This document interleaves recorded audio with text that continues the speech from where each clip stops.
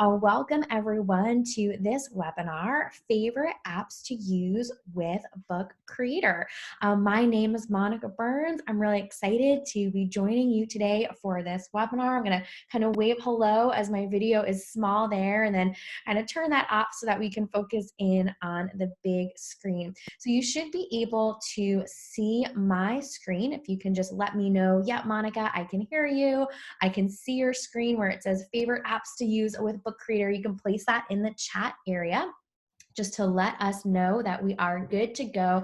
Thanks, Kathy. Thanks, Joan and John, right back to back there. Awesome. So excited to be joining with you all. And as we were getting ready to officially start at our 4 o'clock time, a lot of you were telling us where you're from and from all over, which is wonderful. I'm on the East Coast today. That's where I'm based all the time, but I'm here, of course, today for this webinar, Favorite Apps to Use with Book Creator. So if you are in that chat area, if you told us where you're from, if you told us that you can see the screen and hear me clearly, that is awesome. So it means that you are good to go and you found the chat area. That is one spot today that you can put in any questions that you have. The other spot, it might be at the top or it might be at the bottom of your screen, where it says Q&A is another place to put any questions that you have. So I'm here with you and John is here with you. John is from Book Creator and he will be on the line and answering questions and all those kind of things in the chat too. So please don't feel like you can't ask a question, whether it's something that's clarifying that we're talking about or for another resource as we talk about favorite apps to use with Book Creator today. So a big welcome to everyone who is joining us and thanks again for sharing all over the world, Indiana, Oklahoma, India, Italy, Kansas. So excited that you're all here. If we haven't met before, my name is Monica Burns. I'm an ed tech and curriculum consultant. I'm a book creator ambassador, and my website, classtechtips.com, is where I share lots and lots of favorites, including links to my podcast episodes. And you might have seen me snapping pictures earlier or sharing things on Instagram. It's one of my favorite places to give updates and talk about things that I'm excited about here in the ed tech space. So during our time together today, we're going to do a quick overview of Book Creator. We'll talk about setting up students for success, specifically in remote learning environments with some connections to traditional classroom learning environments. So you'll hear both of those pieces. We're going to talk about favorite apps. That's our big focus for today. Apps that you can use with Book Creator, where kids might create somewhere else and then you plug it in to Book Creator, as well as some workflow tips for sharing things with other apps. And this whole webinar is being recorded, so you'll be able to access that recording afterwards in case we move a little fast through anything or you want to share it with a colleague. Of course, you can ask questions in the chat box or the Q&A area throughout the webinar today, but at the end of the webinar, we will have some time to make sure that we address any extra questions that we don't get to in the midst of today. So I'd love to hear from you, and you can use the chat area to share this. How familiar are you with Book Creator? So go ahead into that chat area, and I'll go full screen here. Go ahead into that chat area and let us know, are you super duper familiar, somewhat familiar, you've used it a couple times, you haven't heard of it before, but you're joining today to learn more about it? Or Monica, I've used Book Creator with kindergartners, first graders, high school students, all subject areas. Let us know a little bit. So it seems like some of you are very familiar, looking for some more ideas for using Book Creator, especially with other apps. Some of you have used it all year and others have just started out, total newbies. So no matter where you are on the Book Creator mastery spectrum, you are in the right place today because we're going to talk about some things that you can do, whether you're a total beginner or you're looking for some extra tips to use with Book Creator.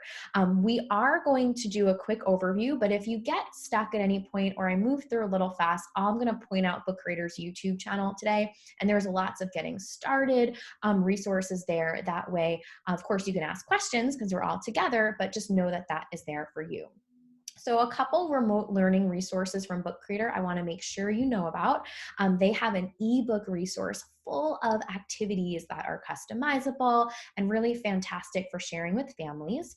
Usually, the collaboration feature on Book Creator is a paid extra feature, but the free trial, the folks at Book Creator have extended it to 90 days.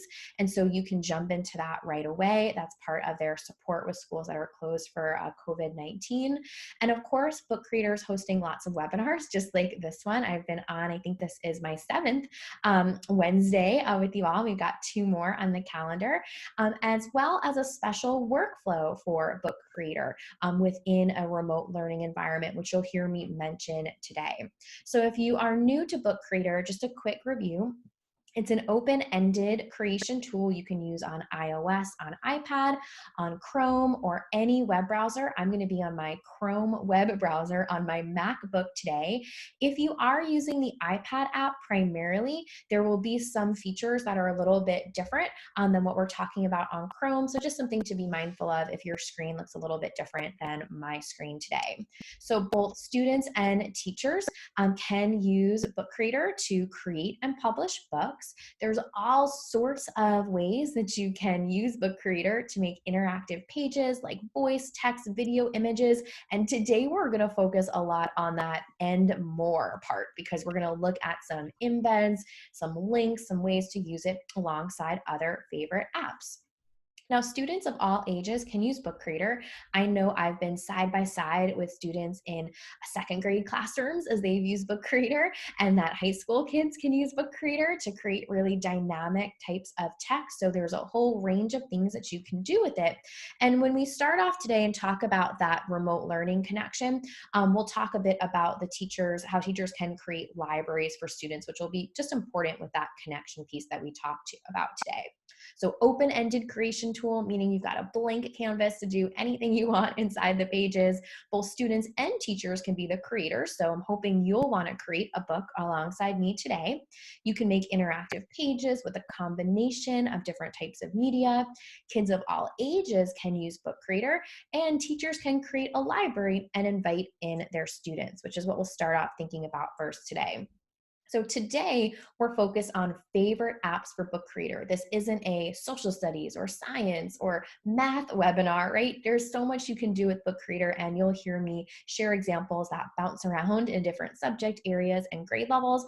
And I really hope that as we go through, you share some ideas or some things that maybe your wheels are spinning about in that chat area, whether you do it for all panelists and attendees so everyone can see using that little blue drop-down menu, or just for all panelists, just for John and me to see. If you want to share in there, you are welcome to.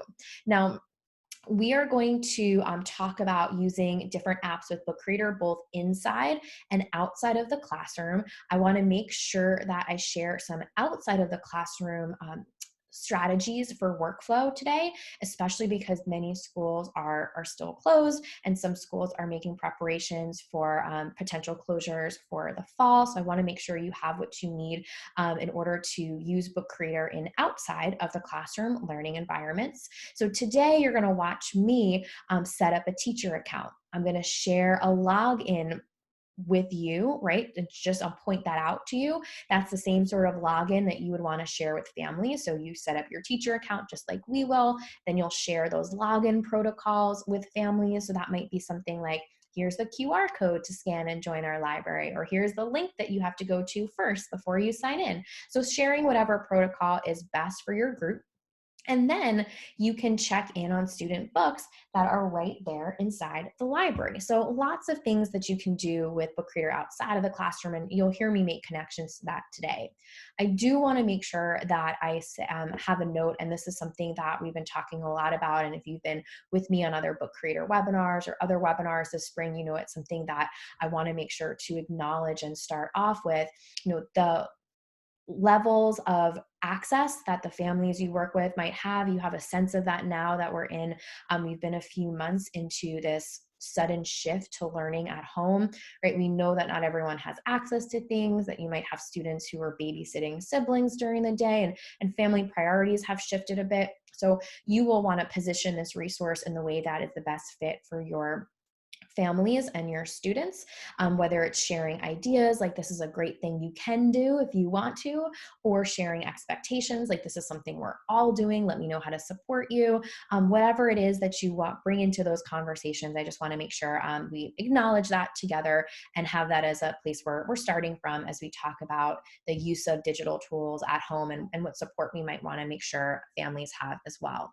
So I'm going to encourage you to follow along with me today. If you want to sign in at app.bookcreator.com, that's where I'm going to go in just a moment. So if you want to play along with me and make some books as I'm making some books today, this is where you'll want to head to app.bookcreator.com. You'll see there's both the student sign in and the teacher sign in. So you click where it says teacher sign in. And then I know I use my Google single sign on. So I click on that. And then I jump into my library. Once I'm in my library, I can create a new library or go into one of the libraries that I've made once I'm in my dashboard area here. And this is where I then get the invite code. If you see those small blue words at the top of the screen that say invite code, I would then get a code and I would share that with families. So I want you to watch me setting up one new live. If you want to set up a new library, if you want to sign in for the first time, this is a great time to do it. So I'm going to come over here to my Chrome web browser. I'm just going to show you in an incognito window what it looks like. So I'm going to go to app.bookcreator.com. It defaults to student sign in to make it easy for students to sign in, but then you would just toggle over to teacher sign in and sign in. If it's your first time, you might see some onboarding pages that just ask you some questions to make sure you have the right resources, but I've used Book Creator a whole lot. So my library is very, very full, right? So you can see here, I could jump into a library I've already used, or I could go to create a new library. And this is the one I'm going to use alongside us today. So I'm going to go to favorite apps. I can turn on or off Google image search. You're going to see me use that today. So I want to make sure that's on. Students can edit their own books. If I invite kids in, they can read each other's books. I'll turn collaboration on, and maybe I'll turn on publishing their own books, right? Just all things you could change later, but I'm going to create my library. Now, if you do want, I'll go inside my library here to invite kids in, you would go to invite code and you would give them this code. What that means is when they go to the same sign-in page that you had, right? You sign in, you go to the teacher dashboard, they sign in as a student, and it prompts them to put in a code. And this is where you get the code and then you give them the code. So don't worry about jumping in my library today. I would rather have you signed in as a teacher if you want to play along with us today, but I just want you to see that process. That's what you would suggest to families for jumping in remotely. You just want to be a little bit more explicit with the instructions. When you might be side by side with students, it would look a little bit different. So if you want to set up your own library, your own account, or sign into your account, if you already have one, this is a great time to do it just by going to app.bookcreator.com. And while you're signing in, maybe you're in there already, I love in that chat box for you to say, what apps or websites do you use in your classroom right now? So Book Creator is hopefully a given, right? But what are some other apps and websites you use in your classroom? Because we're going to do some favorite app connections today, and I'd love to hear which ones you're already using. Let's see.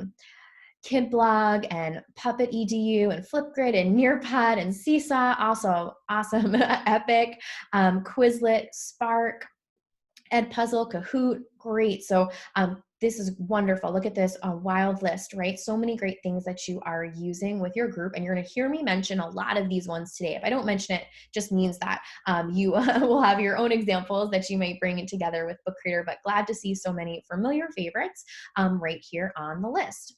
So when we talk about this idea of favorite apps today and using them side by side with Book Creator, we want to come back to this idea first and foremost of creating tasks. So asking yourself, what do you want your students to know and be able to do this week, this month, this year, right? You're going to create tasks around those big questions that might be driven by your standards or your curriculum goals for students. You will want to understand the workflow that your kids are going to be using as they navigate different spaces. So for example, today you're going to see me on a Chrome web browser on my MacBook.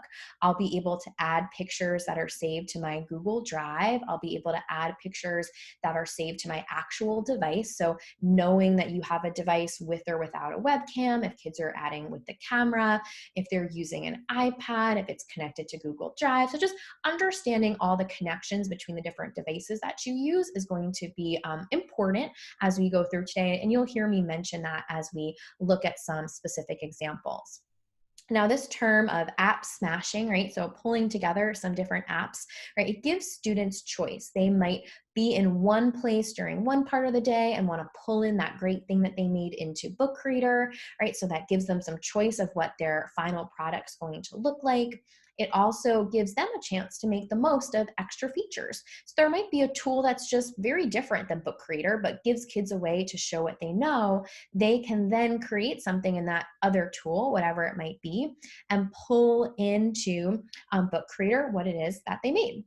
And this is especially true if kids are creating portfolios of their work from over the course of the school year. So they can create portfolios of their work and all the things that they've made in different places. So it's more than just a hack, right? Sometimes, and I know I use this term of like a teacher hack, right? Or you did something different than the tool was supposed to be, right? And so yeah, we use that term a lot, but here we're talking about things more strategically. So you really are bringing everything together in one place and combining student work into one book, regardless of where they made it in the first place. So this is going to include some paper and pencil connections. So when we talk about other apps, right, you can think about the traditional interactions kids might have in a classroom. So you can have them snap pictures of things that they have made or create and create right with that analog work, so the offline work, and it gives them a chance to reflect on their learning. So in paper and pencil kind of app smash or connection, your kids might draw something, have an illustration, have annotated a piece of text on their desk, snap a picture with their device, and pull it into a book creator page to reflect on their learning. So all of that is part of what we're thinking of today. Now, this is one button you're going to see me go to a lot today. It is the plus sign or the import button. This is where we're going to do a lot of our app connecting today. So this is where you import files. And if you go to bookcreator.com/media, it breaks down what some of these pieces can do, but we're going to spend most of our time here today. So I'm pretty confident you're going to walk away with a good understanding of all the things you can do right in there. So let's take a look at Book Creator together and create a book. I'm going to go through some screenshots and then I'm going to take you out live so that you see me move through the steps myself. So we're going to create a book with a cover and go to that plus sign first. So I'm going to jump back over here and I'm going to go to new book. I'm going to choose landscape. I like showing you all landscape because it fills up most of my screen here. And then I'm going to go to the plus sign, and that's where all of that media is that we're talking about. So this is where I'm going to start with today. I'm going to start today with that plus sign and show you all the things that are behind it. So when I hit the plus sign here and I go to import, this is where I can really grab a lot of things and pull it into Book Creator. So I've got a bunch of tabs here and I'm going to take you through these so that you can see, right, all the things that you can add. The first one here is our Google image search. So I could type in a search term and find an image. All of that's going to happen right inside of Book Creator. Or I could go to Maps and I can search for a place. So I'm going to go ahead and put in Badlands National Park. We'll see if that pops up in South Dakota. Awesome. I'm going to click there. I can go to satellite view if I want to. And if I'm happy with this, although I can move it around a little bit if I wanted to, I can hit select and I can do this app of Google Maps right inside of our Book Creator cover. So this is the first app on the list, if you will, as we talk about favorite apps, is placing Google Maps right there on the page. So you see me doing it there with this example with Maps. Next up, we'll take a look at images, and it's going to start in the same place with that plus sign. Go to my add in different images with my import button. Now, this could include photos of student work.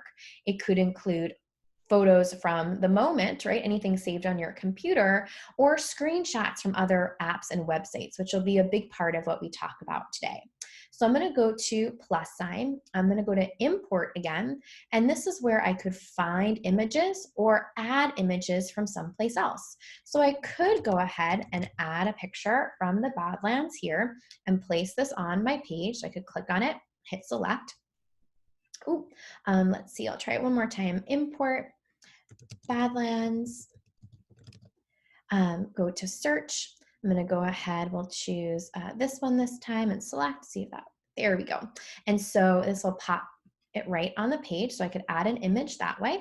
I can also go to plus sign import and go to drive or files. If I go to files, it's going to ask me from something straight from my computer. I've got some of my favorite ones to share with Book Creator, and now this is actually a picture I took in South Dakota a couple summers ago. So it'll let me import that picture on the page. You see it's just loading up for me, and it's kind of giving me that status bar, and it's going to place this image that was saved on my computer to the page. So if we're adding images, it could be your own, or it could be something that you are doing through a Google image search. And we'll give this a second for it to close the load circle just to make sure it attaches and that you see my iPhoneography, my iPhone picture right here on the page. Not too bad, right? We'll place that right here.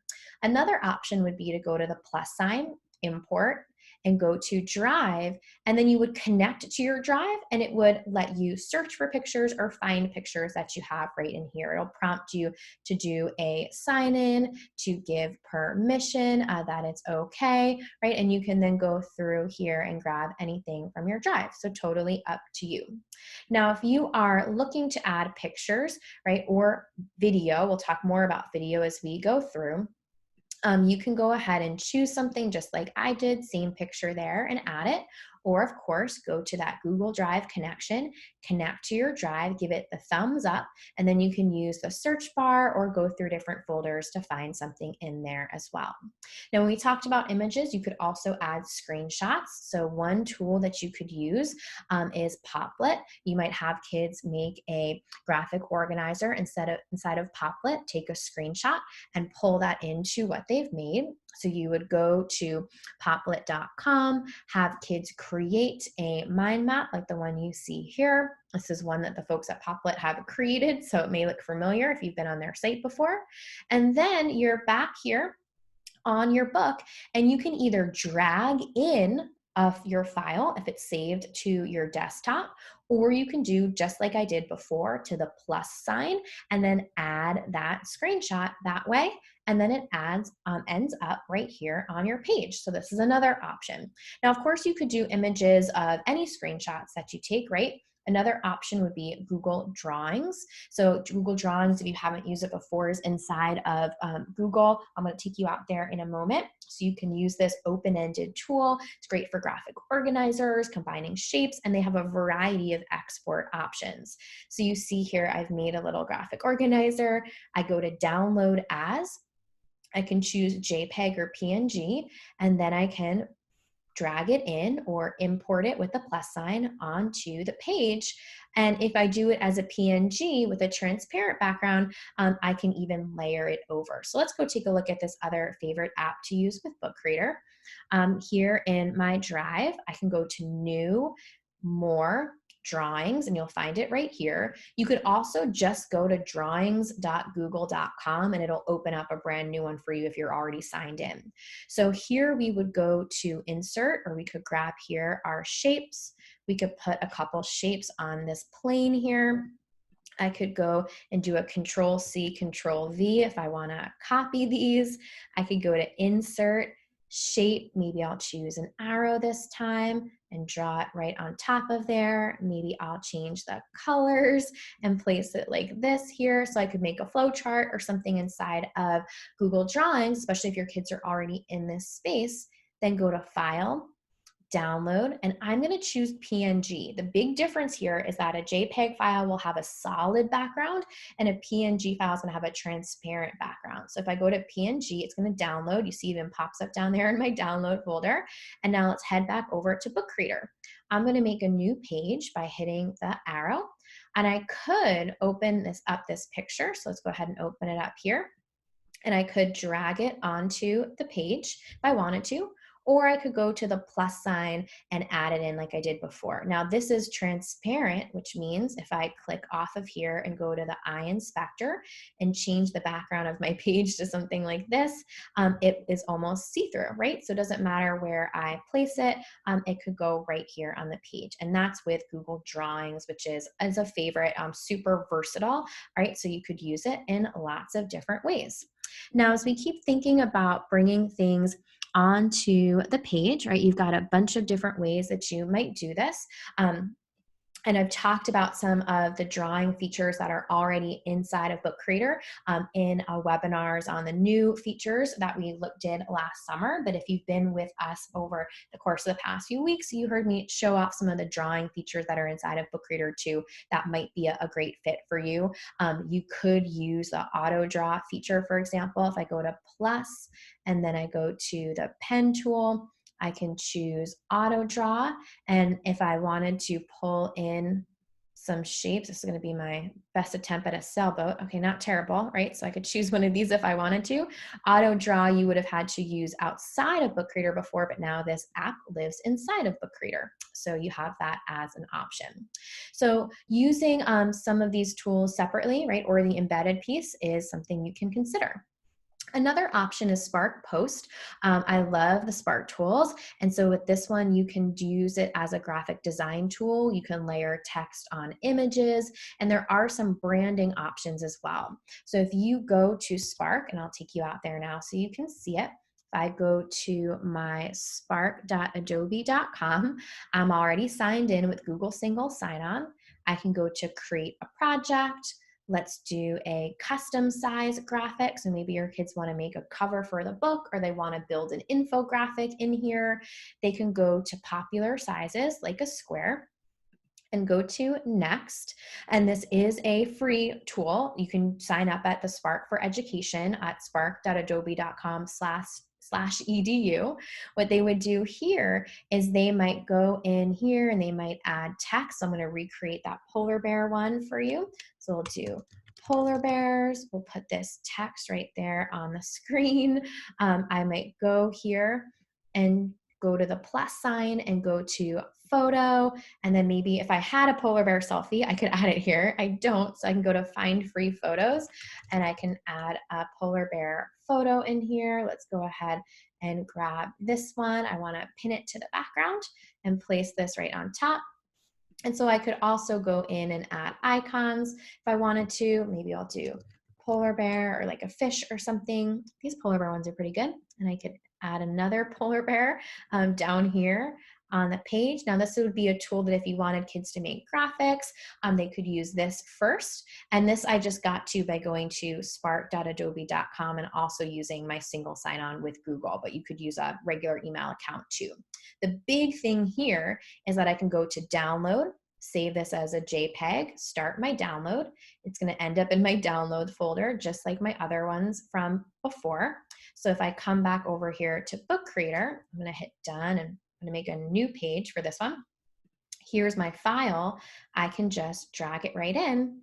And now I have this on the page. And so this is something where you would be using that tool separately to do some infographics, to do a book cover, right? So some overlaps, of course, the different features, but if your kids were already in Spark and they were using this to make all sorts of graphics, they could put them all together, one on each page, and have a collaborative ebook. So just something to consider as an option. And so that is Spark Post. There's also an iPad and an Android app for Spark Post as well. So I took you through some of those steps, right? With our plus sign, creating the post, choosing a square, getting a picture and making the one just like I did here. And then of course, dragging it in and adding it to the page. Next up is the Math Learning Center, and this comes back to some of those screenshots that we mentioned earlier, like with Poplet. This is an awesome website. If you haven't used it before, I definitely recommend putting it on your list. Great one to recommend to families too, especially if they're looking for some extra support. And so this has a web app, which is what we're going to take a look at, as well as the mobile apps. And that is great for modeling math and getting kids to talk about their learning. And so if we go out to their website, mathlearningcenter.org, I'll take you there in a moment. They have free math apps, and that's what we're going to look at together today. So one example is their number line app where kids can annotate on the screen. They have their pattern block apps where they can build with pattern blocks. And so if kids make something in this space, they can take a screenshot of it and add that image to their page. So you can see here that they can add the image, they can go back up to their plus sign, and they might even record their voice next to that image, right? Add a recording to talk about what it is that they did. So let's go back out here so you can see. I'm going to go to my mathlearningcenter.org. Then I'm going to go to resources and math apps. And this is where you would see all of their math apps. So you might have them use number pieces, which I love, especially if you've ever been in a classroom where you've stepped on or almost tripped on a whole bunch of hundreds blocks and all those kind of pieces, right? So I'm going to go to open web app, and that's going to take me into the web app area. This is where I can use all of the pieces of the hundreds blocks, right? So I could build out something here. Yeah, Math Learning Center has all of these, and they're totally free. And so this is like an unlimited amount. Just as a side note, if you are working with students who have used manipulatives all year long and now they're at home and they do not have manipulatives to use, right? They didn't go home with a whole bunch of math manipulatives. This is a great recommendation for families. I don't think it should be a substitute for having kids move things around on their table. I think there's a lot of benefit to that, of course, but this is a great one where they would have a limited number of pieces to work with. They can color code them and all of that. So I'm going to do here a Control-Shift-4, which on my computer is the shortcut for taking a snapshot. So I'm going to do that here, taking a screenshot. Your computer might be a little bit different. And then if I come back over here to Book Creator and I go to the plus sign, I can go to import. I can go to my files. I'm going to go to my desktop where my screenshots live. I've been taking a lot of screenshots today, so I'm going to go ahead to open that up. And this might not have anything to do with polar bears, right? This might need its own page, but I could place that here on the page as well. And so I'm scratching the surface for you with what is available on Math Learning Center's website. If you did want to add the recording, you would go to the plus sign. You would go down to the last option, which is record. You'd hit start recording, and here's the connection where you would say, today in my math classroom, I represented the number 112. And I would go stop recording and add that here, and that could go right there. So just a way to consider using those ones together. So let's keep going through. If you have something that has jumped out at you, some of you already put it inside of the chat area, feel free to send a message. If you're super excited about one or another, you can go ahead and put it in there. And nope, your kids don't need an account for Math Learning Center, Debbie. They would just go out to the app. There, it doesn't save anything, right? So that's where screenshots may come in handy. Let's keep moving through with some more favorite apps, and you please use that chat area to share some other things that you're excited about or that have grabbed your attention. We've looked at images so far. We've looked at the maps so far, the screenshots, which kind of counts with images. Let's talk a little bit about video and audio. And so here you might have student created movies, reflections on student work. You might include some narration and music and use some other tools to help make that happen. So a bunch of you mentioned it already in the chat. Flipgrid is an absolute favorite. This is a tweet from Holly Clark, who is talking about some of her Flipgrid and Book Creator connections, specifically with their augmented reality component. And you put the little link to Holly Clark's status there. She's a good follow if you are on Twitter. And so with Flipgrid, you can do screencasts, you can do videos, you can share links, you can take a snapshot of something. There's so many options for using Flipgrid. So if you had a video response, you could copy that and you could share it and embed it, which is a feature we haven't looked at just yet, but I want to take you through.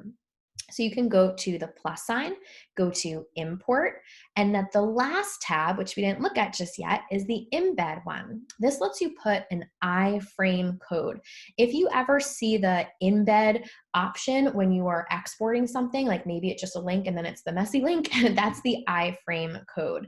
And so when you plug it in here, it makes it really nice and formatted on the page. There's my Flipgrid response. It makes it like its own little button to open up as opposed to a link that goes somewhere. So let's take another look at that. I'm going to come out here to my web browser. I'm already logged into Flipgrid, and here are my responses, right? So if I go to the plus sign, and I want to make a response, here I am, right, as I'm talking to you.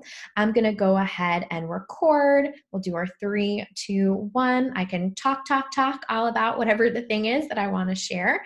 Hit pause. I'm gonna go to next. Works for me. And then I can take that selfie. If you haven't used Flipgrid before, I love all of the emojis. So if you want a big emoji over your face, right, you can do that too. So automatic smile and hit next. And here, after I have this, I will get a couple options, right? So I'm gonna hit submit video. And now if I wanted to, I could download the video, so it'll save it to my device, or it will save it to Google Drive. So now it's saved to my computer, so that's an option. Or I could grab this direct link to the video if I wanted to and grab that. I'm gonna pause here, pans everywhere, and I could grab that here. I could go to copy, and then I can pull it into Book Creator. So a couple different options there. I'm gonna open up a new page just so you can see it. So I'm gonna go to the plus sign, import, right? So I've got all the options here. I can go to my files now. In my download folder is gonna be the Flipgrid one. So let's go ahead and add that one here. And I'm gonna go ahead and hit open, and that'll bring the file right here. So that's one option. Or I could even go to my plus sign. I could go to the text. And if I wanted to say, click here to watch, I could then highlight this, go to the link, and paste in the Flipgrid and hit save. So the reason I'm sharing all these with you is because there's no one way to do some of the pieces we're talking about today. You have a lot of options. You can also embed content from YouTube. So if you've used YouTube before or you want to share content, you could do the link just like you saw me copy and paste for Flipgrid, or you could use a YouTube embed code. So whenever you have a video that you like, it doesn't have to be your video, it could be any video, you can do the arrow, the share. It's going to give you a bunch of options, including that embed one. And if you click on embed, it gives you the iframe code. You can copy that and paste it right into Book Creator, and then you can give it a title if you want to and embed it right here on the page. So let's go ahead and do that. I'm going to pop over here. We are going to go to YouTube. Some of you are asking about Book Creator's YouTube channel. This is where all of the webinars are recorded. So if you're looking for recording, you go to Book Creator Apps channel. But let's go ahead and type in polar bears, keeping things on theme. So there's a whole bunch of polar bear pieces here. Let's do the 101 video. And so we're gonna go here. We're not gonna watch it. I'm just gonna pause it here. And I'm gonna go to my share button. I'm gonna go to embed. I'm gonna grab this. I'm going to copy it and go back to Book Creator. I'm going to make a new page here by hitting the plus sign. Go to the plus up here. I'm going to go to import, embed. I'm going to paste that in, confirm the web link. That's a great little thumbnail there. Maybe I just want this to say Polar Bears 101 and add that to the book. And I've got it right here. So if kids play this, it's going to play the video right within here. They don't actually have to go out to YouTube, and you can see there's no ad popping up here the way it was on my screen when I pulled this up just on regular YouTube. So that is one option for doing this. A few others that you might consider that also have these codes: Seesaw, if you have students make screencasts or videos or drawings or snapshots, if they're in Seesaw creating something awesome, when they come back to the publish page, they'll have the three dots. They can use the share button in order to get an iframe code. So that's one option. Spark Video is another. This is one that allows you to make videos. We talked about Spark Post before, but this is their video one. And if you go to export it as a link, so you go to the share button, you can also get an iframe code as well. So a couple others that you may want to add to your list that work really well side by side with Book Creator: Explain Everything. If you export it as an MP4 file, you could do the same sort of video upload that you saw me do with Flipgrid. If you use WeVideo, that's another option too. So that's one I saw come through in the chat, and you can share those creations. Same thing goes with My Simple Show. If you've used this to make videos, you can import videos or use the iframe codes as well. So something that you want to consider. Some of you might make cartoons, right? Powtoon is really popular, and this might be one where you have kids create something. Or you might actually use Screencastify. Maybe they have a tutorial that they're really proud of. They made one that reminds them just like Khan Academy. They can make that and they can add it to their page. Another one that I love is Soundtrap. So Soundtrap is one where you might have kids make a music or a podcast file and then export it, and they can add that to their page. So that import button is going to be key for all of these tools, for you to either import it as an embed or to import it as a file. And then, of course, you could always make hyperlink text just like you saw me do as well. So there are a lot of ways that you can pull all of these pieces together so that they're all in one place. If your kids do make their own books, you can also do some app connections with the way that you might share the books. So if you have created a book in Book Creator, like a book all about polar bears, you can publish it online. If you do that and you do publish book, you'll have a link that you can share so that you can be read online. And you can then have kids share their Book Creator creation in another app. Like maybe they post it to their Seesaw journal. Maybe they share it with Shobi. Maybe they connect it to a QR code. There are lots of ways for them to use other apps to share what they've made on Book Creator. Maybe they add it to a Google site or a Spark page portfolio. Maybe they post it on Padlet, or you saw us do the other way around with Flipgrid, taking a Flipgrid response and putting it in the book, but maybe this time they end up posting their creation on Flipgrid by using the link option. So I'd love to hear from you as we get ready to shift into our Q&A portion today. What type of project ideas might you try out? What grabs your attention? What are some things that come to mind for you? I'd love to see from you in the chat area what grabs your attention. And you can also put some questions in here too, because we're going to shift over to Q&A. Yeah, Cheryl mentioned about the QR codes. Definitely a great way to share student work, whether you have a scan and read station or just a physical spot where you want them to go around and explore. Absolutely. Yep, so that Flipgrid connection and the ability to narrate. Yep, Lisa, to add your voice to a screenshot so kids can talk about what they've done. That is another great option. So before we go into kind of our Q&A piece, I do want to make sure you know that Book Creator sends out a free newsletter every month. They have an awesome Facebook group that you might want to join, and they have lots of free ebooks as well. So if you're looking for more ideas, especially ones that are connected to, say, reading responses or high school or a specific subcategory, because we're talking more broad today, this is something that you might want to think about as well. So if you have any other questions, or if, John, you've seen something come through that you want to make sure that I mention, this is our official Q&A time. So let's see here. Okay. Monica, there is a question in Q&A. Can I share books in different Book Creator libraries? And I'm not 100% sure what Moody means on that one. Basically, if somebody shares a link with you and is okay with you sharing their books, then you can certainly share the books. If you have books in one library that are yours, you can transfer those to different libraries that you have made. But if, for example, if you found a book online that Monica made, she's made some great books for us. Mhm. If you want to put that book in your library so that you can do editing and stuff, that cannot be done right now. You have to know the person who made the library in the book, and then they have to invite you in to their library so they can make a copy. So hopefully that answered Moody's question. I'm not 100% sure if that did or not, but that's kind of the way I took that. Awesome. And I saw a question from Barbara about getting the free ebooks. You can find them straight from Book Creator's website. That's where you would go to get them. I saw a question come in about the difference between Spark and Canva. So Spark Post and Canva are both graphic design tools. Spark Video and Spark Page are a little bit different. So they do something a little bit different than within Canva. So just differences in terms of some of those features.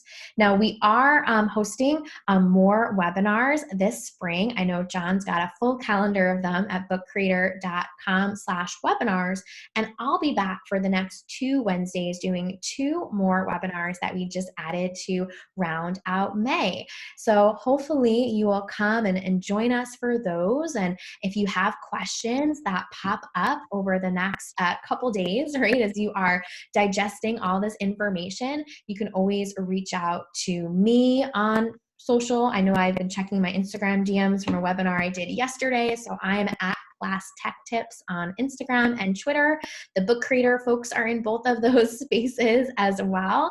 And of course, you can always send questions along if there's something else that pops up. There's a great question in here, Monica, from Andy. Can I share a book as a template directly to students instead of a finished ebook? So part of your answer, Andy, is yes. The other part is not quite. So you can share a book in a library with your students, and once they join your library, they will make a copy of that book. That becomes their version that they can edit. You cannot directly assign a copy to a student. So similar to like Google Classroom, I think is probably where you're going with this. Where I can create a document, I can assign it to students, it automatically makes a copy. We don't have that feature right now, but students can join your library and they can certainly make a copy. And I think using a flipped classroom kind of format would work really well, especially during this time. So if you make a template library of books, then the students can certainly make a copy of that and then go ahead and start using it. Great. And Monica, if I could Mhm. take 20 seconds here. Yeah. I'm going to share my screen here real quick. Okay, great. And on one of the things, well, yeah, there we go. One of the things that we do get asked quite often is there a certificate of attendance? And so, or a certificate that I can send to my district to get, some credit or something like that. So in this library, I'm going to copy this code and put this into the chat window. If you can screenshot that real quick, then go right ahead and do that as well. But this code will get you into our library of templates and for certificates. And so the very first one that you'll find when you get in there is this favorite app to creator.